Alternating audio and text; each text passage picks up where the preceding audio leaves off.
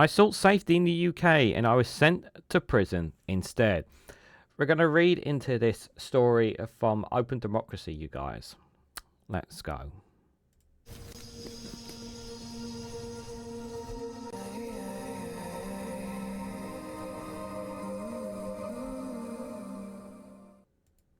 Good morning, good afternoon, good evening, wherever you are in the world. This is Reganelite here with an interview piece here from Open Democracy with the headline that I sought safety in the UK and I was sent to prison instead. I was labelled a smuggler and spent over 2 years in prison for touching the tiller on a dinghy. That's not justice. Guys, while you're here, make sure you hit the like button and share this across social media so others are notified of this video. It's really important that we hammer home the message of just how the vast majority, the vast majority of those who come to the UK are those who have come from war-torn depression, have come from, whether it's the effects of climate, whether it is persecution, whether it's their country in war, their homes and their lives destroyed. They come here because they have connections to family. They come here because they want safety, and they want to work and the majority want to work and contribute to the UK economy. Now, I cannot stress this enough. There are no legal routes for people to come to the UK unless you are Ukrainian, unless you are from Hong Kong. There is no safe legal routes for people to come. So what are they supposed to do when they want to come to the UK? Well, they'll take illegal routes, and then they are branded by the so-called right wing as terrorists, as nasty people and whatnot, when there is no safe way for them to come. There is no legal way for them to come. There is no legal way for them to claim asylum here in the UK. There are ways to do that in every other country in Europe, but for some reason we can't do that here. It's ridiculous. And this person here has been labelled a criminal because they could, if this person, I'm sure, as we'll read into his interview, I'm sure if there was an option for him to take the legal route, he would have done so. But there isn't. And this is another example of someone being, at no fault of their own, being labelled a criminal here. Imagine you having to flee your home, flee your livelihood, flee to another country, and then be told that you're a criminal for coming here. It's disgusting and it's immoral. And the thing is that many people who have a problem with immigration have no sense of decency, no sense of humanity whatsoever within them. They really don't. They don't have no idea what it's like for these people. They sit in their bubbles and they have no idea what people in the rest of the world are suffering and going through whatsoever. So let's read into this story. So Samyar Bani is an Iranian refugee who travelled to the UK in a dinghy on the 1st of June 2019. He was arrested on arrival and convicted of assisting unlawful entry into the UK in November 2019. His initial sentence of 6 years was later reduced to 5. An appeal hearing in December 2021 then acquitted him of all charges. The appeals judge determined that the law had been interpreted incorrectly, as Bani and co-passengers had intentionally been picked up by police before disembarking on UK shores. This interview has been edited for clarity and length, and the final transcript was reviewed by Samyar before publication. It is a part of the series of how migration became a criminal offence. So he was charged with these offences, and then he was later acquitted of all charges. Which is, it's ridiculous. So we're going to read his interview here. So Melissa Powson, the interviewer, can you tell us why you left Iran? I had a problem with the government there, so I came to England to ask for help as an asylum seeker. What was the journey from Iran like? I left my home country on the 1st of January 2017. First, I went to Turkey and stayed there for 6 months. Then I went to Greece. There are so many refugees in Greece. I tried to claim asylum there, but they didn't accept my claim. So there's the first thing, yeah? So he didn't want to, so initially he tried to claim refugee status in Greece, and he was rejected. So he had to go somewhere else. I liked Greece. They had good weather, and Athens reminds me of my city, Sharon. I wasn't allowed to stay, so I went to Germany. I was there for 4 months. And I couldn't stay there either. They made a mistake in my asylum claim and rejected me as well. So again, he went to another country. He wasn't rejected there. So he had to go somewhere else, basically. I liked living in Germany because I have a sister there, but Germany doesn't like me, so I came to England. So he's already tried 2 different countries. So he's tried England as a third option here. Did you travel through Calais? He said, yes, I lived in the jungle there for around 2 months. There were too many people in the jungle, and everyone was planning to go to England to claim asylum. Just an editor's note here. The jungle was the nickname for the largest informal encampment on the outskirts of Calais, France, and it was demolished in 2016. But undocumented people continued to live in the area. So even after they destroyed the so-called jungle encampment, people still live in that area. When I was going to France from Germany on the train, I was searching on Google and Telegram and Facebook and found lots of information telling me that England supports people like me. I read that England understands that Iran isn't a democracy. Because of that, I thought the UK would support me. So me and 4 other Iranians bought a boat together to come here. Why did you decide to buy the boat by yourself? Because smugglers are so expensive. I think they charge around $2,500 per person. I don't have that kind of money. Instead, each of us put in $500 for a boat to come here. We were 6 in the boat, including a child of around 10 years old. So, unlike so-called smugglers gangs here, they basically did it of their own accord here. So you crossed the English Channel and were picked up by the UK Border Force. Did they arrest you straight away? The police arrested everyone and sent us to the immigration detention centre. We stayed there for the first night and they transferred me to a hotel in London the next day. They arrested me in my hotel after I had been there for just one night. It was 6 or 7 p.m. 6 people came into the hotel. One of them had a gun. It was a big one, like a machine gun. There was no interpreter. They put my hands behind my back and arrested me. Then they transferred me to Kent Police Station. You must have been very confused and scared. Samyar, he said, I was really confused. I was lying awake in the cell thinking maybe I'm not in England. Maybe I came to a different country. Every night after that, I was talking to myself, asking, why does England think I'm a smuggler? Why did England arrest me? This is wrong. This isn't Iran. It's not a dictatorship. I kept thinking maybe the police would come to apologise. They would tell me, Mr. Bani, we were sorry. Sorry, you're free now. Later, this is just become a wish. I was scared and stressed, and it was a very dark time for me. I was alone with no family or friends, and I didn't speak English. The problem is that there was no legal way for him to come, because it's the norm of crossing by boat to them. Like to people in England, they see it as, oh, these illegal immigrants coming in here trying to take our jobs and whatnot, and they can't even apply for jobs anyway because of the laws that were changed. So they sit there on the taxpayer benefit when we could have them working while their process is being claimed, but apparently we don't want to do that. Rather than us paying for them in hotels and accommodation, people, I think that's really, really stupid, if I'm honest. But if we had some kind of system on France where they could claim asylum without the need of going on a boat, it would be so much safer for them, and we wouldn't have the instances of innocent people dying on the boats as well.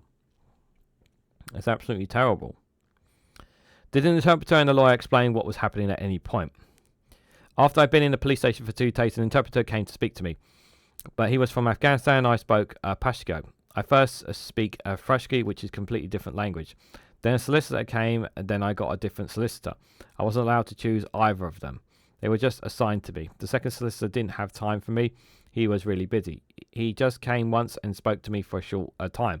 My case is very serious. He barely gave me any time. So this guy wasn't even given a proper... So the impression what we're getting from here is that he wasn't even given a proper chance to defend himself. Already, like, he was given an interpreter. It wasn't even an interpreter of his language. They just assumed that he was Afghanistan. They just straight off assumed he was Afghanistan. Did they tell you what you've been accused of? They said I'm a smuggler, but I'm not a smuggler. I'm not trafficking people. They said they had video evidence showing me driving the boat, but the video was very short. And when I took the tiller, I was just following the orders of the police who were directing our boat. Before they took the video, there were different people driving the boat. So they're claiming that he is a smuggler. Now, here's the thing, right? How often do the smugglers actually get on the boat and drive the boat, to them across? Almost none of them. And what they do is that they get the innocent people who try to cross over, the smugglers, and you get one of them to basically have the handle on the tiller, and then they get interpreted as being the smuggler. Obviously, I would say the police's position may have changed since then, and I would have hoped so. But what he's trying to portray here, whatever it is, that basically the police are claiming that he is one of the smugglers. And I just didn't like buy that for a second. Like, they just, at the end of the day, they're trying to just doesn't really make sense. Why would the smuggler get on the boat when knowing they're nine times out of 10 likely to get caught? We had bought the boat together. I wasn't in command of this trip. I'm not a boat driver. I don't even know how to swim. I'd never seen a boat before the day we bought one. But I sat in the wrong place in the dinghy near the engine and ended up touching the tiller for maybe 4 or 5 seconds. But that's it. But that was enough. The police know that real smugglers don't come to England, but every boat has to be steered somehow. So the people on board do that. So why not put everyone in jail? Why just me? So the interpretation is basically that the police set him up. That's his interpretation. Did you see the police recording you while you were in the boat? He said, yes, we saw them, and when the police took us onto their boat, everybody was scared, but I told them the police won't kill you. They want to help refugees. Were you able to speak to your family while you're being held? He said, no, because I didn't have their phone number. I had saved their number on my phone like anyone else would, but the police took it from me when I went into custody. I couldn't speak to my wife for 3 years. She thought I died. I wrote dozens of applications asking my caseworker, my solicitor, anyone to please get me back my mobile, just so I can write down the number down and they could take it back. That must have been incredibly difficult for you and your family. How did you find her number again? My sentence finished in December 2021, but they didn't give me my phone back straight away. I was living in the streets with nowhere to go, and when I found out about a charity called Care for Callous, they helped me contact a solicitor, and I was transferred to our hotel. That solicitor wrote to the court so many times. Maybe it took 5 months for the police to give my phone back. Maybe the police just really liked my mobile. I don't know.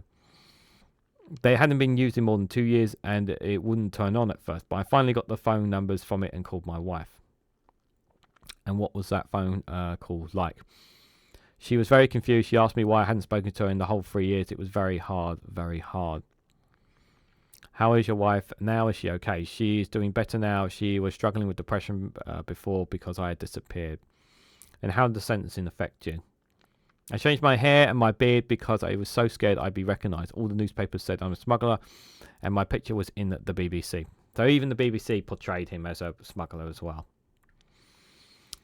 That wasn't all undone when the appeal went through. I didn't see any big headlines saying Bandy is not guilty or he's not a smuggler, so I didn't feel safe, even though I was free again. It's not been easy, and I'm doing much better now, at least better than prison. See, right here, the BBC put up a picture of him, claiming him to be a smuggler, and now he's not a smuggler. Do you see anybody, since he's been freed now, do you see anyone making Samyar showing that he's actually not a smuggler, that he's actually one of these refugees or asylum seekers? No, you don't have that claim. But people could still go back on that and look at that and think, oh, this guy's a smuggler. We should, he could be targeted as a result. This is disgusting. Can you tell us what your time in prison was like?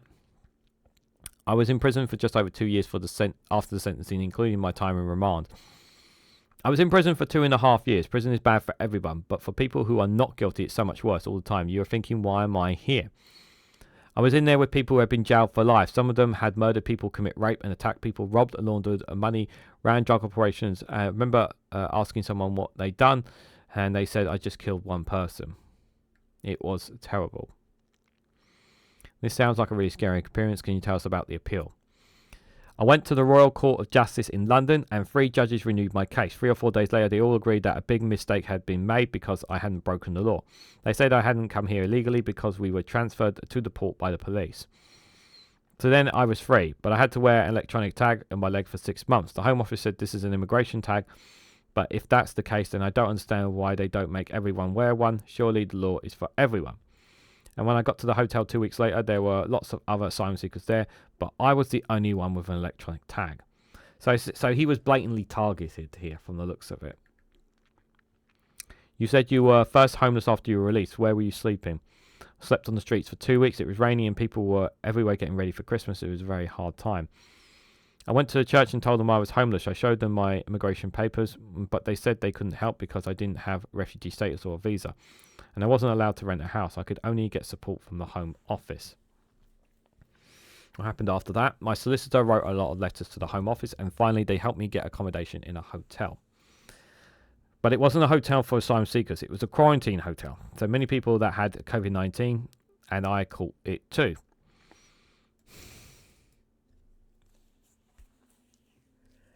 So after all the crap he put through, they put him in a quarantine hotel. Not even an asylum seeker one.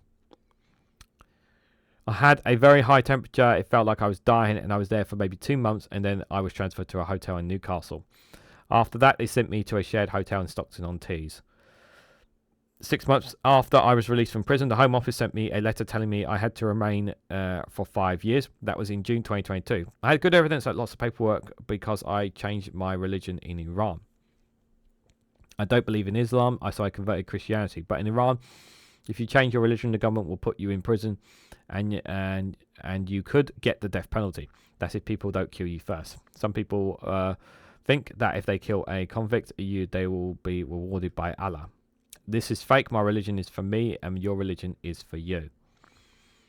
Well, was this one of the reasons you had to leave Iran? He said, yes, I was scared that the government would arrest me and kill me. Then I came to England, and it was the same thing. I was afraid of in Iran. I wasn't guilty, but I was in prison anyway. And what's your situation now like in Birmingham? I had to leave the Home Office accommodation 2 months after I got my visa. I had no way of renting a place without help. I needed council support because I don't have a guarantor. I went to a charity called Open Door, and they supported me to rent a shared room. I was 40 years old at the time, but it's hard to be sharing. But later, an Iranian person helped me rent a room in a house in Birmingham. I haven't started work yet because of my mental health and the arthritis in my back. I often get flashbacks from my time in prison. Maybe one day is good, and then the next day it's bad. The job centre supports me, but it's not very much. I get around £300 in benefits for food and everything, and some of that has to go towards rent. So this guy's got arthritis and he's got a bad back. He's had mental health issues, understandably so, because of all the ordeal he's going through. So I can already see people in the comments screaming that this guy is wasting our taxpayer money. Well, if you went through the same crap that this guy went through, you'd probably be struggling to get a job. Like, you try going through what he went through. I like to get back into work. So he wants to get back into work. I have a lot of skills. I'm a tradesman. I design and fit kitchens. In Iran, I had a house fitting company and we did tiles, plumbing and plastering. So there you go, right there. He wants to do that. The job centre said I should do a basic job like cleaning, but I can do more than that. I tried to take the certificate for plumbing and carpentry. I tried 3 times, but they refused me because my English isn't good enough. He should try. He could try. He should keep pushing for it. Hopefully, he'll get something in that area. I'm working on that. I'm doing an English course. My brain is so busy, worrying about my family. Maybe after my family comes and we live together, I feel well enough to focus on my courses and I can get the certificate to do a carpentry job. So yeah, see? This is a prime example. Yeah, even after everything this guy's going through, this guy wants to contribute, to the UK. He doesn't want to sit on benefits. This is a prime example of many people who, despite everything he's gone through and the way that he's been treated, he still wants to contribute, to society here. Are you applying for your wife and daughter to join you in the UK? I already have, but it was refused. It's because I have an Islamic marriage and I don't believe in Islam. And I didn't want an Islamic marriage, but if I had a different marriage in Iran, the government would have arrested me. My mother and my father are Muslim, so I have no choice. This has created a big problem for me. The Home Office said I didn't have the right evidence, but I do. I have the marriage contract. I have pictures and evidence showing me and my wife living together for a long time. Excuse me. I'm appealing, but my solicitor says there's a waiting list. It could be years. It could be 10 years. I don't know. We just have to wait. It must be very hard. Having been apart from them for so long. He says, I have no choice. I can just talk to my wife on the phone. We can't live together. The courts and immigration office in this country, they don't care about love. All they're interested in is evidence. We spoke before about how the courts decided that you were a smuggler. What does the word smuggler mean to you? Smuggler lives in France or in a different country. You never see a smuggler. They're very clever. They won't sit in the boat because it's dangerous. A smuggler is someone who just likes money and just takes money. Police understand who a smuggler is, and they don't sit in the boat. They just pretend it's different so they can close the border to refugees. It's the same as the plan for Rwanda. It's not good for human rights. A better plan would be for visas for refugees so we don't have to make this journey in the first place. How would life have been different if this kind of visa had been available to you? I didn't want to sit in a dinghy to come to the UK, but I didn't have a choice. Humans need a life. My country wasn't safe for me, so I came to the UK. That's why I left my father, my mother, my wife, my daughter. I didn't come here for the money. I came here to help because Iran isn't safe for me. I had a good job in Iran. I like my work. I like my city. Shiraz is a very beautiful, and it has a good weather. And my family lives there too. I have a big family, and now I'm alone here. I like human rights, and I thought that I might have mine respected here. But that is just a wish now. No country has real human rights. Very interesting piece. Interesting piece by Samyar there. You know, he had to leave because of his safety. He had to leave because of his safety, and he was treated indifferently. And you can hear in this interview, like, he doesn't want to be somebody who's living on benefits. He's literally doing courses right now so that he can actually get a decent job, so that he can work and contribute here to the UK. And that's a good thing. You know, that's a good thing. He didn't want, like, yes, he got offered a job as a cleaner or whatnot, but that's not his skills. His skills are in he's getting the training skills in carpentry. And hopefully, yeah, he will pass those courses and get what he needs to actually start, earning proper money, because he doesn't want to be sitting on benefits. He literally said it in there. He wants to work. He wants to contribute. This is a prime example of the kind of people that we do want to come to the UK. People who want to work hard, people who want to contribute. But there is this impression that a lot of Britons have, is that everyone who comes just wants to sit on benefits. And there are many other cases like this where that is just simply not the case. They want to come, they want to work, they want to contribute, and they are leaving where they were because where they went was not safe or dangerous. He wanted to stay in Greece initially. He wasn't allowed to. He tried to stay in Germany and he wasn't allowed to. So he's tried here in England and he was treated like a smuggler. He was treated like a criminal. And what did he do wrong? He got on a boat. He was classed as an illegal immigrant. Because there was no legal way for him to come. If someone had told him that there was a legal way to come, if there was a legal way for him to come, he would have done that. You can't just get on a plane to come to England. You can't just get on a boat and come to England. You get turned away unless you have documents. He didn't have those documents. So what was he supposed to do? And I know, yeah, it's going to trigger people in the chat. And I hope it does trigger those people who have no care or no moral for the suffering that these people go through. But for those who have common sense, what did you guys think? What did you guys make of this man's story? Do you think, that he will successfully contribute, to our society? And do you believe that many other people are suffering in the same way as this man was? Let me know your thoughts and more down in the comment section below. If you found this video informative, please hit the like button. We greatly appreciate it. Share this across social media so others are notified of this video. If you haven't subscribed already, please consider subscribing because it really does help support the channel. And if you want to go one step further, financially support me in the work that I do here, you can do so by becoming a YouTube member for as little as 99p, or join me on Rumble or Patreon for exclusive content on those platforms. So thank you all so much for watching, and I hope to catch you all very, very soon.